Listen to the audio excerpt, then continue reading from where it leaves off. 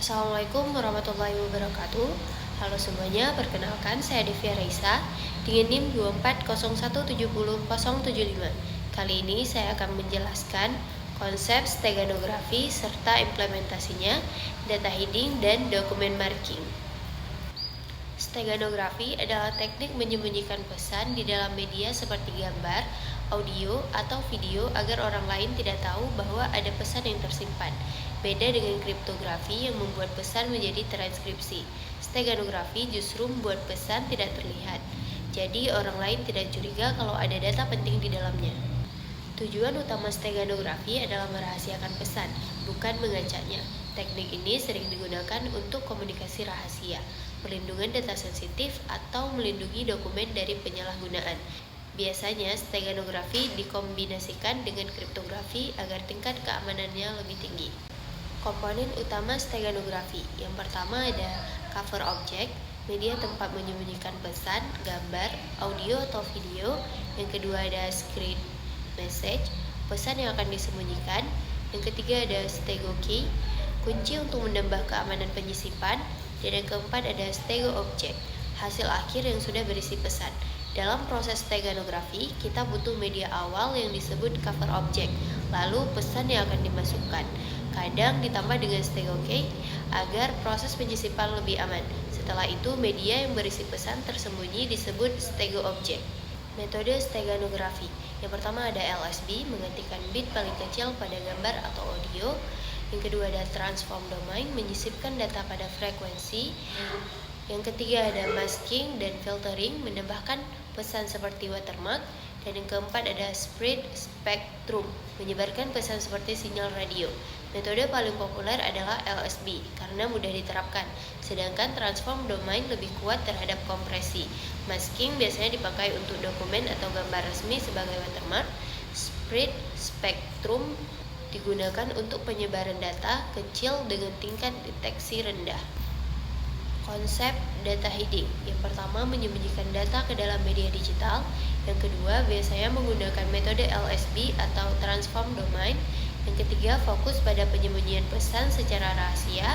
Yang keempat, pesan tidak terlihat oleh pengguna biasa. Data hiding berfokus untuk menyembunyikan pesan sehingga tidak terdeteksi. Teknik ini sangat cocok untuk mengirim informasi rahasia. Keberadaan pesan benar-benar tidak terlihat karena menempel pada bit kecil atau area media yang tidak mencolok. Contoh implementasi data hiding. Yang pertama, penyembunyian pesan dalam gambar untuk komunikasi rahasia. Yang kedua, menyembunyikan file dalam audio untuk keamanan data. Yang ketiga, digunakan dalam aplikasi keamanan dan intelijen. Yang keempat, untuk menghindari sensor atau penyadapan. Menyembunyikan teks dalam gambar PNG menggunakan metode LSB, orang yang melihat gambar tersebut tidak akan curiga karena tampilannya sama. Data hiding juga dipakai dalam dunia intelijen atau pengiriman pesan penting yang harus aman dari intersepsi. Konsep dokumen marking. Yang pertama, menandai dokumen secara permanen. Yang kedua, digunakan untuk melindungi hak cipta dan keaslian dokumen. Yang ketiga, bisa berupa teks, logo, atau kode tersembunyi. Yang keempat, tidak mudah dihapus tanpa merusak dokumen. Dokumen marking atau watermarking digunakan untuk menandai dokumen agar tidak mudah dipalsukan. Contohnya dokumen resmi yang memiliki watermark halus atau kode tertentu yang disisipkan ke dalam file PDF. Tujuannya bukan menyembunyikan pesan rahasia, tetapi memberikan identitas. Contoh implementasi dokumen marking. Yang pertama, watermark pada sertifikat dan dokumen resmi. Yang kedua, tanda kepemilikan pada foto digital. Yang ketiga, watermark di PDF agar tidak dicetak ilegal. Dan yang keempat, pelacakan distribusi dokumen.